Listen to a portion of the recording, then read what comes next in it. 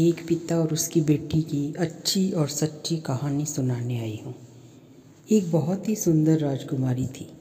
उसको गुस्सा बहुत ज़्यादा आता था। उससे गुस्से से घर के सारे लोग बहुत परेशान रहा करते थे, लेकिन उसका गुस्सा कभी कम ही नहीं होता था। एक दिन जब घर के सारे लोग उससे परेशान हो गए तो सबने मिलकर उसके पिता को यह बात बताई। उसके पिताजी जब यह बात सुनी तो उनको बहुत ज़्यादा दुख हुआ। उन्होंने ठान लिया कि अब इसका गुस्सा कम करने का कोई न कोई रास्ता तो निकालना ही पड़ेगा। फिर पिता ने एक दिन अपने पास बेटी को बुलाया और बोले कि मैं तुम्हारे साथ एक गेम खेलना चाहता हूँ। लड़की बहुत ज़्यादा खुश हुई और बोली, क्यों नहीं पिताजी। उसने अपने पिता को बोला। पिता ने राजकुमारी से कहा कि जब भी तुम्हें किसी पर गुस्सा आए तुम दीवार पर एक कील ठोक देना। जिस दिन गुस्सा ना आए उस दिन एक कील वापस निकाल लेना। राजकुमारी बोली, ठीक है पिताजी, लेकिन आपको गेम जीतने के बाद बहुत सा अच्छा सा गिफ्ट देना पड़ेगा।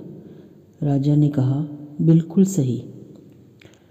पहले ही दिन लड़की को खूब गुस्सा आया और उसने 10 कीलें दीवार में लगा दी। अगले दिन कुछ और, फिर धीरे धीरे करके घर के बहुत सारे लोगों ने उससे बात करना बंद कर दिया। अब वह बहुत शांत रहती थी और कुछ टाइम बीत जाने के बाद उसका गुस्सा कम होता गया और अब वह एक एक करके सब कीलें वापस निकालने लगी।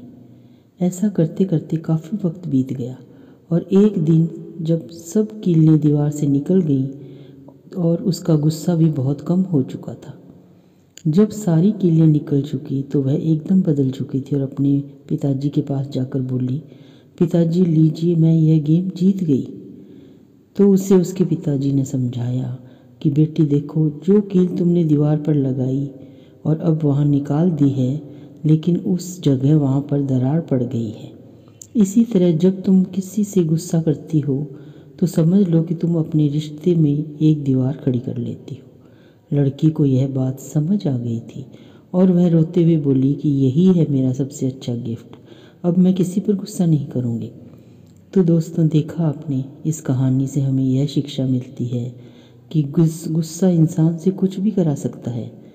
इसलिए गुस्सा छोड़ दें और हमेशा खुश रहें, क्योंकि जब आप खुश रहते हैं और गुस्सा नहीं करते तभी आपके रिश्ते मजबूत होते हैं और आपके चारों तरफ आपके अपने अपनाने वाले बढ़ते जाते हैं।